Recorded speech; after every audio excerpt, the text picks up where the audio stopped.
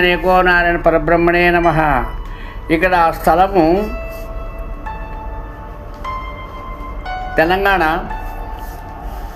జిల్లా మహబూబ్నగర్, మండలం చిన్న చింతకుంట, అడ్రస్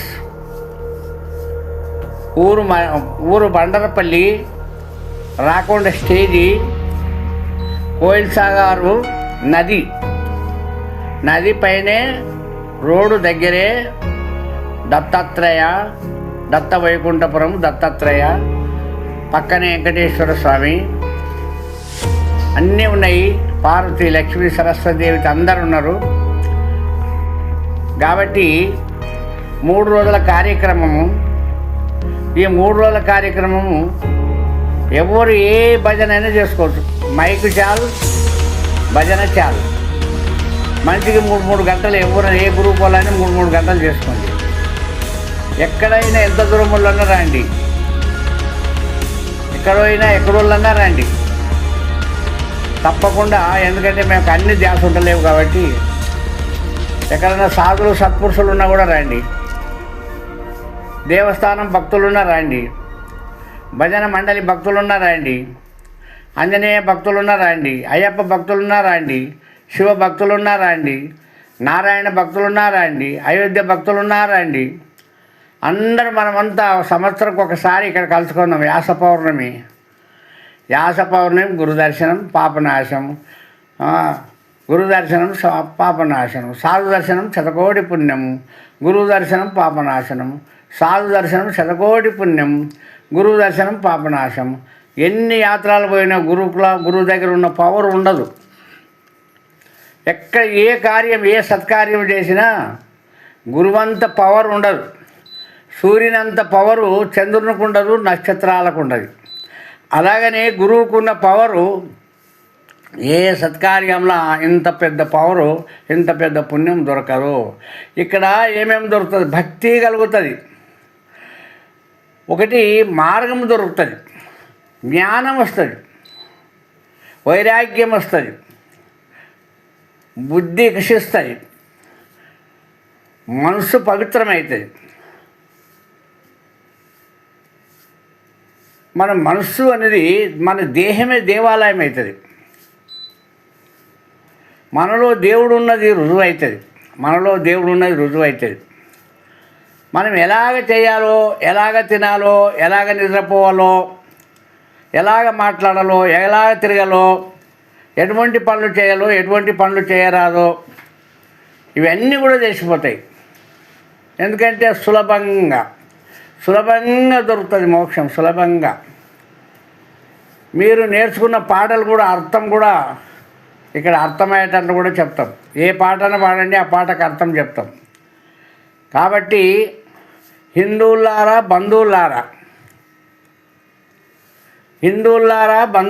అందరు రండి. మనమంతా బ్రహ్మదేవుని కుమారులమే. బ్రహ్మకు మానవుడు చిన్న పుత్రుడు అన్నమాట. సృష్టి అంతా అయినాక మానవులు పుట్టినాం. బ్రహ్మదేవునికి చిన్న కుమారుడు లాస్ట్ అనమాట. అందుకే ఈయనకు మోక్షం ఇచ్చిండు, చిన్న కుమారుని ప్రేమ కలిగి బ్రహ్మదేవుడు. కాబట్టి ఇంకా మీకు ఏమైనా సంశయాలు ఉన్నవండి కూడా ఆ సంశయాలను నెరవేర్చుకొని పోండి. లేకుంటే మా గురుభక్తులకు వైకుంఠ దర్శనం, పూర్ణలోక దర్శనం, పరిపూర్ణలోక దర్శనం, మహాపరిపూర్ణలోక దర్శనం, మహాపరిపూర్ణలోక దర్శనం కూడా ఉంటుంది. అంటే 4 పూర్ణాలు, ఒకటి కాదు. పూర్ణం, పరిపూర్ణం, మహాపరిపూర్ణం, మహాపరిపూర్ణం కూడా ఉంటుంది. పరిపూర్ణం మంత్రం ఒకటి కాదు, ఆ పరిపూర్ణ 4 రకాలుగా లోకాలు కూడా ఉంటుంటాయి. అవి కూడా తెలుసుకోండి. అక్కడ కాకుండా వైకుంఠాలు 12 వైకుంఠాలకు మించినటువంటి వైకుంఠం ఏదంటే దివ్య వైకుంఠం. పురుషుల లోపల పుణ్యపురుషుడు ఎవరంటే దివ్య పురుషుడు. మనసు లోపల, జ్ఞానం లోపల ఏ జ్ఞానం పెద్దదంటే దివ్య జ్ఞానం గొప్పది. వాకు లోపల ఏ వాకు గొప్పదంటే దివ్య వాకు గొప్పది. దృష్టి లోపల ఏ దృష్టి గొప్పదంటే దివ్య దృష్టి గొప్పది. ఆనందం లోపల ఏ ఆనందం గొప్పదంటే దివ్య ఆనందం గొప్పది. ఏదైనా కానీ పవిత్రమైనది అనేది గొప్పది అనేది దివ్య అనే వస్తువే చాలా గొప్పది. కాబట్టి అటువంటి దివ్యలోకాన్ని కూడా దివ్య వైకుంఠాన్ని కూడా సాక్షాత్కారం చేస్తాను. ఈ నక్షత్రాలు కాక మనం చచ్చిపోయినాక చూసే నక్షత్రాలను కూడా దర్శనం చేస్తాను. ఈ సూర్యచంద్రులు కాక మనం చూసే సూర్యచంద్రాలను కూడా చూపిస్తాను. ఈ 9 ఆకాశాలు ఇక్కడివి కాక అక్కడివి కూడా చచ్చిపోయిన కనపడే ఆకాశాలు కూడా చూపిస్తాం. ఇక్కడ కాక ఈ పంచభూతాలు కాక అటు ఉన్న పంచభూతాలు కూడా చూపిస్తాం. ఏం కావాలి అవి, కానీ ఎవరికి చూపిస్తామంటే నిజంగా ఇక్కడ బోధ తీసుకున్న వాళ్ళకి చూపిస్తాం. వేరేళ్ళకంటే సాక్షాత్కారం అంటే వాళ్ళకు తగదు. ఏదో భజన మండలం శాస్త్రం పద్ధతి ఏదో ఒకటి చెప్తాము, కానీ సాక్షాత్కారం అంటే కాదు. సాక్షాత్కారము ఇక్కడ తీసుకున్న భక్తులకే కానీ వేరే భక్తులకైతే అది ఇవ్వటానికి మా గురువు ఆజ్ఞ లేదు. కాబట్టి ఆడదన్నే తెలియకున్నారు. మానవులంతా జాడ మునిగిపోతున్నారు. ఆడదన్నే దగ్గర ఉంది మోక్షం. బల్లి పొరసాటన భగవత్ స్వరూపం. బల్లి పొరసాటనే భగవంతు లోకం. ఒక్క ఆకు మధ్యననే నరకము స్వర్గం. ఆకు మధ్యననే సృష్టి సృష్టి. ఆకు మధ్యననే ఆకి అవతల మోక్షం నరకం. ఇవన్నీ దగ్గర ఉంటాయి. ఇవన్నీ మీకు దృఢపరిచి మన గురుభక్తులకైతే అందరికీ దృఢపరిచి చెప్తుంటాను. అందరు రావాలి. మరి వ్యాస పౌర్ణమి ఒక పవిత్రం చేద్దాం. అందరు కలిసి పాటలు పాడుకున్నాం. అందరు కలిసి ఒకరికి తెలుసుకున్నాం. అందరు కలిసి ఒకరికొకరు కొరానందం ఒకరం పంచుకున్నాం. కాబట్టి ఏంటంటే రాయి శకముక రాసినప్పుడే ఆ ఒక ఇనుము అందులోకెళ్ళి నిప్పు పడుతుంది. మనం కూడా ఒకరికొకరు రాసుకుంటేనే ఆ జ్ఞానం అనేది బయటపడుతుంది. మీరు అందరూ కూడా మూర్ఖత్వం విడిచి వైరాగ్యంతోనే రండి. సంసారం ఒక మూర్ఖత్వం. అది ఎన్నాళ్ళు ఉండగా మూర్ఖత్వమే ఇంకొక మూర్ఖత్వం కలుగుతుంది, కానీ అందులోకెళ్ళి ఏం ప్రకాశం రాదు. నువ్వు ఎన్నేళ్ళన్నా చెయ్యి, మూర్ఖత్వం ఉంటుంది అక్కడ. మూర్ఖత్వం కాదు, మూర్ఖత్వం ఉంటుంది. కానీ అది పూర్తి విడిచిపెట్టి అంటలేము. 10 గంటే కామ్ 1 గంటే రామ్. ఇది పొట్ట ఉంది కాబట్టి, జీవన వృత్తి కాబట్టి, జీవునికి ఒక వృత్తి ఉంది కాబట్టి దాని గురించి మీరు దీన్ని నిలబెట్టుకోవాలనుకుంటే 10 గంటలు మీరే చేసుకోండి. 10 గంటలు అంటే 10 రోజులు మీరే చేసుకోండి. ఒక్కరోజు గురు సేవ చేయండి. జ్ఞానం ఇది మోక్షం కోసం. 10 రోజులు చేసేదంటే వృత్తి కోసం, పొట్ట వృత్తి కోసం. ఒక్కరోజు చేసేది జ్ఞానం కోసం. 10 గంటే కామ్ 1 గంటే రామ్. 1 నెల గురువు దగ్గర ఉండాలి. 11 నెలలు ఇన్ని సంసారం చేసుకోవాలి. ఇది ధర్మం అన్నమాట. 1 నెల గురువు దగ్గర సేవ చేయాలి. గురువు వెంటనే ఉండాలి. గురువు జంటన్నా ఉండాలి. ఇదే జన్మంలో భగవంతుని చేరుకోవాలనుకుంటే 10 రోజులు పని చేసుకోండి. 1 రోజు గురువు దగ్గర ఉండండి. 11 నెలలు పని చేసుకోండి. 1 నెల గురువు దగ్గర ఉండండి. 11 సంవత్సరాలు సంసారం చేసుకోండి. 1 సంవత్సరం గురువు దగ్గర ఉండండి. ఇలాగ మీ కాలం గడుపుకోండి. మీకు ఇహ సుఖ పరసుఖ, అంటే ఇక్కడ సుఖం అక్కడ సుఖం. మీరు ఏదో ఒక ఒంటికాల మీద నడిచినట్టుకో, సంసారం అని ఒంటికాల మీద నడిచినట్టు ఎప్పుడైనా మీరు కూలిపోతారు. అది పనికిరాదు. ఇది శరీరం నిలబెట్టుకునేటానికి సంసారం, జ్ఞానం రానికే గురువు. మీరు మూర్ఖత్వం విడిచిపెట్టండి. ఇందులో మనకు కొంత పుణ్యకార్యానికి మనం వదిలేసేయాలి. కొన్ని పాపకార్యం అంటే తిండంత పాపకార్యమే, బతకడం పాపకార్యమే, జీవించడం అంతా పాపకార్యమే. కాబట్టి పాపకార్యం కోసం శరీరం నిలబెట్టుకునేటానికి 9 భాగాలు తీసుకోండి. 1 భాగం మాత్రం మోక్షం పోనీకి 1 భాగం ఖర్చు పెట్టండి. కాలాన్ని ఒక భాగము గురువుకి ఖర్చు పెట్టండి, 9 భాగాలు పొట్ట కోసం ఖర్చు పెట్టుకోండి. అది ఎందుకంటే 10 గంటలు గాన పని చేసుకుంటే 1 గంట గురువు దగ్గర ఉండు. 10 రోజులు పని చేసుకున్నావా, 1 రోజు గురువు దగ్గర ఉండు. 10 నెలలు పని చేసుకున్నావా, 1 నెల గురువు దగ్గర ఉండు. 11 సంవత్సరాలు సంసారం చేసుకున్నావా, 1 సంవత్సరం గురువు దగ్గర ఉండు. ఇలాగ నీవు కాలం గడుపుకొని మరణించు, శరీరం ఇడువు. ఇలాగైతే నీవు జ్ఞానివి. ఎప్పటికీ దాన్నే ఉంటే కుర్చీల పది ఎలక ఎగురుతుంది దుంకుతుంది, బయటకు వచ్చేది లోపలికి పోయాడు. సర్వజ్ఞానం నేను చెప్తాను, అపరంజ జ్ఞానం చెప్తాను, దివ్య జ్ఞానం చెప్తాను. ఏం కావాలో అది చెప్తాం, ఎవరికి ఏది అవసరం ఉంటే అది చెప్తారు. ఇవే తప్పకుండా రండి. ఆ ఒక్కరోజు, ఆ 3 రోజులు మీరు పనిస్తే మహాపవిత్రులు అవుతారు. అది పరీక్షకు మైన చాలా అనుకూలంగా పనులు వస్తాయి దాని పరీక్షకు. అటువంటివన్నీ త్యాగం చేసిన వచ్చినదే వైరాగ్యం. అటువంటివన్నీ లేకుండా త్యాగం చేసిన వాడే వైరాగ్యం. ఈ దునియా అంతా కూడా ఉత్తదే. ఈ ప్రపంచం అంతా వేస్టే. కానీ వేస్ట్ అనుకున్నామా మన జీవితం నిలబడదు. వేస్ట్ అంటే మనకు పనికిరాదు, పోయేటప్పుడు పనికిరాదు. కాబట్టి వేస్ట్ అనకుండా మరి దీన్ని నిలబెట్టుకోవాలనుకుంటే మళ్ళీ వేస్ట్ అనుకోవద్దు, దీన్ని నిలబెట్టుకోవాలి. ఇల్లు పనికిరాదు అనుకుంటే ఇల్లు పొక్కలు పడుతుంది. దానికి ఎక్కడైనా పొక్కలు పడకంత మన్ను పూసుకోవాలి, రంగు పూసుకోవాలి, సున్నం వేసుకోవాలి. ఎందుకంటే మన శిలని మనల్ని రక్షిస్తుంది కాబట్టి దాన్ని కూడా భద్రం చేసుకోవాలి. మన దేహాన్ని కూడా అల్లకల్లోలం చేయదు. జాగ్రత్తగా కన్ను గుడ్డుని ఎలాగ రెప్ప కాపాడుతుందో అలాగ కాపాడుకోండి శరీరాన్ని. కన్ను గుడ్డుని రెప్ప ఎలాగ కాపాడుతుందో అలాగ కాపాడండి మన దేహాన్ని. మన దేహమే దేవాలయం. జీవుని రక్షించేది దేహమే, దేవుని రక్షించేది జీవుని, జీవుని రక్షించేది దేవుని. అది ఉండాలి, ఇది ఉండాలి. అది లేకపోతే ఇది పనికిరాదు, ఇది లేకపోతే అది పనికిరాదు.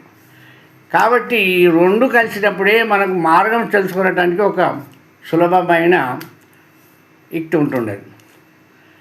కాబట్టి నేనింత పొడుగు అంటే ఎవరూ పొడుగు లేరు, ఎవరికి ఏమీ లేదు. సర్వజీవులకు, సృష్టి లోపల సర్వజీవులకు, సర్వశక్తులకు, సర్వ పంచభూతాలకు, అష్టదిక్కులకు, సూర్యచంద్రాదులకు, దేవతలకు, శక్తులకు, మూర్తులకు కూడా దొరకలేదు. ఎవరికి దొరకలేదు అధికారం. మనం ఏదో చిన్న దొరికిన దానితో కాలం వెళ్ళి కొట్టుకుంటున్నాం. అన్ని సర్వమంతా ఒక్కంతోనే ఉంది, ఏకో నారాయణతోనే ఉంది. ఆయన ఇడిస్తేనే అన్నీ కదులుతాయి, ఆయన ఇడిస్తేనే కదలకుండా పోతాయి. అది ఉంటేనే సృష్టి, ఆయన లేకపోతే సృష్టే లేదు. మనమే అనుకో నేనింత మనగాని, ఆ దేవుడు మనగాడు, ఈ దేవుడు మనగాడు అంటే ఆ దేవుడు మనగాడన్నా కానీ చెర్ల నీళ్ళే కదా. చెర్ల నీళ్ళు ఎవరు? వర్షమే కదా. వర్షం ఎక్కడిది? మేఘాలే కదా. మేఘాలు ఎక్కడివి? సముద్రం నీళ్ళే కదా. ఎక్కడ సప్లై చేసినా సముద్రం నీళ్ళే కదా. అది అంతే కదా. అని ఏ దంటుకు, ఏ వర్షానికి, చిన్న దంటు కూడా నీళ్ళు సప్లై ఎక్కడిదంటే చెరువే. ఆ చెరువుకి ఎక్కడికి వెళ్ళి వర్షమే, ఆ వర్షంకి ఎక్కడికి వెళ్ళి మేఘమే, ఆ మేఘంకి ఎక్కడికి వెళ్ళి సముద్రమే. ఇంకెక్కడికి వెళ్ళి వస్తుంది. అలాగా మనమంతా కూడా దత్తు ఏకు నిరంజన ఏకో నారాయణ, అతనే సద్గురువు, అతనే దేవగురువు, అతనే పరమ గురువు, అతనే మన పరమాత్ముడు, అతనే జీవుడు, అతనే దేవుడు, అతనే శక్తి, అతనే భక్తి, అతనే సామర్థ్యం, అతనే తేజస్సు, అతనే. ఒక్కటి కాదని లేదు. సర్వం బ్రహ్మమయం, సర్వం బ్రహ్మమయం.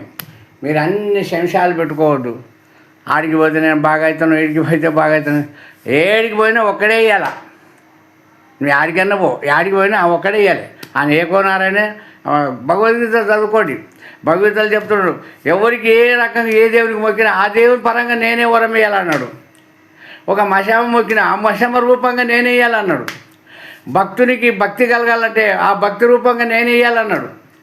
మూర్తులకు కూడా నేను ఇయ్యాలన్నాడు, భూతాలకు నేను ఇయ్యాలన్నాడు, దయ్యాలకు నేను ఇయ్యాలన్నాడు, రాక్షసులకు బలం నేను ఇయ్యాలన్నాడు, దేవతలకు బలం నేను ఇయ్యాలన్నాడు. ఎక్కడైనా కానీ సాగర్ నీళ్ళే కదా భూమండలం అంతా పారింది, సాగర్ నీళ్ళే కదా, వేరే నీళ్ళు వేసి కాదు కదా. పేర్లు వేరు వేరు వస్తాయి. భగవంతుడి పేరు శతకోటి పేర్లు, ఒక్క పేరు కాదు, శతకోటి పేర్లు. అందుకే అన్ని ఉండాలి. అట్లా ఉంటేనే సృష్టి నడుస్తుంది. శతకోటి పేర్లు లేకపోతే సృష్టి నడవదు. ముక్కుని ముక్కు అనాలి, నోరు అనాలి, కన్ను అనాలి, రెప్పలు అనాలి, తోలు అనాలి, బొక్కలు అనాలి, ఎముకలు అనాలి, రక్తం అనాలి. ఏ దాని పేరు ఆదానికే. ఒక మనిషి ఒక్కడే కానీ ఆ ఏ దాని పేరు ఆదానికి అంటేనే అది నడుస్తుంది, లేకుంటే నడవదు. అంత ఒకటి అని కూడా మళ్ళీ ఏ దాని పేరు. అందుకే భగవంతుడు శతకోటి నామమైండు, శతకోటి రూపమైండు.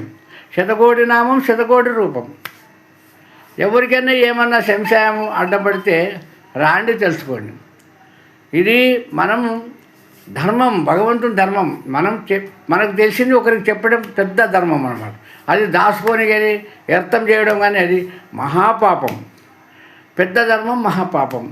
మనతో ఉన్నదాన్ని ఒకరికి పంచిపెట్టకపోతే పాపం అయిపోతుంది. భక్తులకు అందరికీ చెప్తున్నా, 3 రోజులు భజన చేసేవారు భజన చేస్తారు, భగవద్గీత చదువుతారు, భగవద్గీత చదువుతారు. ఒక్కొక్క పూట భగవద్గీత 3 రోజులల్లో. ఇక ఉన్నదంతా భజనే. ఒక పూట యజ్ఞం, ఉన్నదంతా భజనే. మళ్ళీ రాత్రికి, లాస్ట్ రాత్రికి లక్షదీపాలు. ఆ లక్షదీపాలు ఇచ్చిన వాళ్ళు, నూనె ఇచ్చిన వాళ్ళకంతా యజ్ఞం ఫ్రీ. నూనె ఇచ్చిన వాళ్ళకంతా యజ్ఞం ఫ్రీ.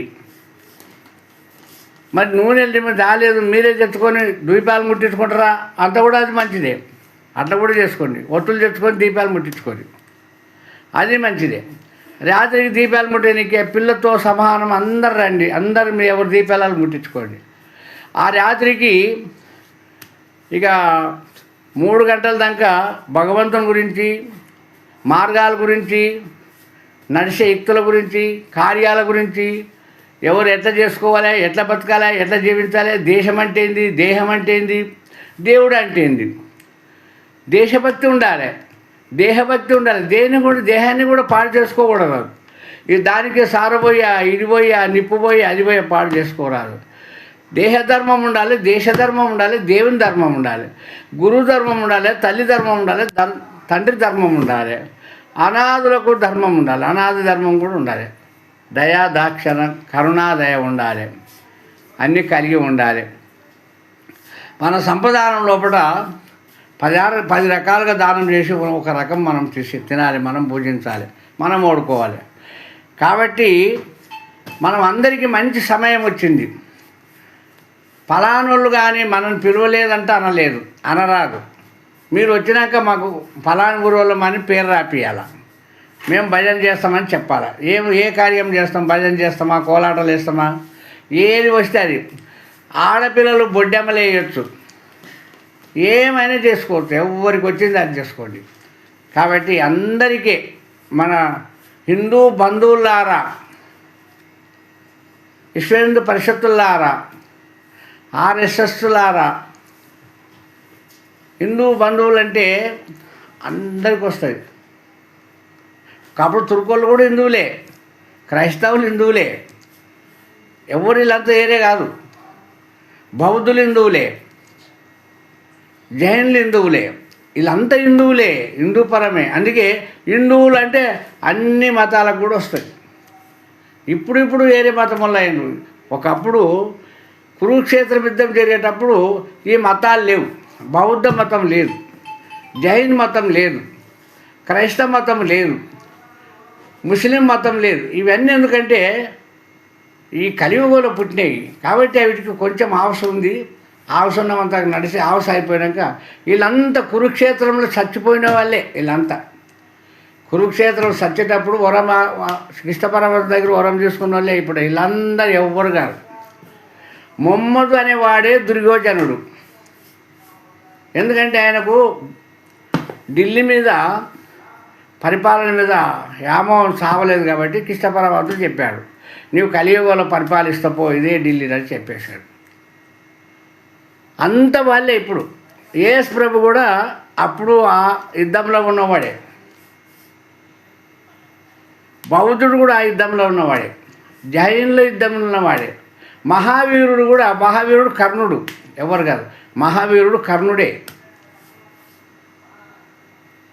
ఇంకెవరెవరు వీళ్ళంతా కూడా యేసు ప్రభువులు కూడా అప్పుడు ఆ యుద్ధంలో పాల్గొన్న వాళ్ళే, వాళ్ళు కొట్టారు అప్పటి వాళ్ళు. వీళ్ళు కూడా వాళ్ళకంతా కృష్ణ పరమాత్ముడు ఆశీర్వాదం ఇచ్చిండు. ఇక పలాన్ని కలియుగంలో మీరంతా మీరే తాగుతుంది, మీరంతా కూడా ఇట్లా చేస్తారు. బౌద్ధులకు 3000 సంవత్సరాల ఆవశ్యకం ఇచ్చిండు. మళ్ళా క్రైస్తవులకు 2000 సంవత్సరాల ఆవశ్యకం ఇచ్చిండు. ముస్లింలకు 1500 సంవత్సరాల ఆవశ్యకం ఇచ్చిండు. ఇక కమ్యూనిస్టులు ఎవరంటే శిశుపాలకుడు. కమ్యూనిస్టులు ఎవరు కాదు, శిశుపాలకుడే. ఆ శిశుపాలక చేస్తాడు. ఆడు చచ్చేటప్పుడు పగబట్టి దేవుడు లేడని పుట్టిండు. వాళ్ళు కూడా ఎవరు కాదు, వాడు కూడా శిశుపాలకుడు. అంటే కృష్ణ పరమాత్మ మేనత్త కొడుకు, వాడు దూరం కాదు. ఇవన్నీ ఇలాగ ఉంటున్నాయి. కానీ ఇవన్నీ ఎందుకంటే కాల ప్రమాణం అయిపోయింది. నువ్వు ఎన్ని రకాలుగా ఎన్ని శక్తులని ఎన్ని డబ్బు ఏమి దారపోసినా కాలం ముందర మనం ఏం చేయలేము. కాలం అయిపోయిందంటే మనం పోయవలసిందే. ఏ మతమైనా దానికి ఎంత అవసరం ఉందో అంతే నడుస్తుంది. ఆవుసు పోయిందనుకో అది ఉండేది కాదు. మనిషి ఆవుసు పోయిందంటే బతకడు. ఏదైనా కాలానికి ఆవుసు పోయిందంటే అది ఉండదు. కాలం అంటే అకారమైన శక్తి. దాని ముంగట ఏ శక్తులు పనిచేయవి. అవి అప్పుడు ఏమేమో పుణ్యం చేసుకొచ్చిండ్రో అవి నడిచినాయి.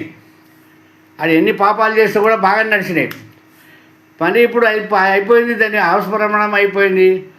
తప్పకుండా మళ్ళీ హిందూ ధర్మంలో కలిసిపోయవలసిందే. నీళ్ళు సముద్రం నీళ్ళు ఆకాశం పోయి మళ్ళీ కింద పడి మళ్ళీ సముద్రం పోవలసిందే. ఎక్కడికి పోనీకే దారి లేదు. ఇక్కడ పోనీకే రాదు, అక్కడ పోనీకే రాదు. అట్లా పైకి పోయి మళ్ళీ కింద పడి మళ్ళీ నీళ్ళు సముద్రం పోవలసిందే. అలాగనే ఈ మతాలు ఇలాగ పుట్టినాయి కలియుగంలో. అన్ని మతాలు మళ్ళా హిందూ ధర్మం సనాతన ధర్మంలోకి చేరుకుంటాయి. ఒకవేళ మనమంతా అడ్డేసినామా ఏమన్నా ఆటంకాలు చేసినా కూడా అవి పోయేది కరా, కలిసేది కరా, అది అయిపోయేది. అవి ఉండేటివి కావు. అయిపోయింది. దానికి 5000 సంవత్సరాలు ఆవసి ఉండి అంతా పని చేసుకున్నవి అయిపోయింది. మళ్ళీ అంతా మనమంతా హిందువులం అవుతాం. సనాధర్మం అందరు కలిసి ఉంటాం. ముస్లింలు మనము యేసుక్రీస్తులు జైలు వేలు అందరు కూడా హిందువులు అవుతారు. అందరు కూడా అంత కలిసి అందరూ ఒకే దేవుని ఒకే ధర్మంగా నడుచుకుంటాం. అందరు యజ్ఞాలు చేసుకుంటాం. అందరు కూడా కలిసిమెలిసి ఉంటాం. ఇళ్ళల్లో కూడా ఒకటే మతం ఉంటుంది, సనాతన ధర్మం. ఎక్కడ గొడవలు లేకుంటాయి, ఏది లేకుంటుంది. కరీ పురుషుడు ఆంజనేయుడు కాళ్ళతో తొక్కి బురదలు తొక్కి పెట్టాడు. అందుకే ఇప్పుడు మనమంతా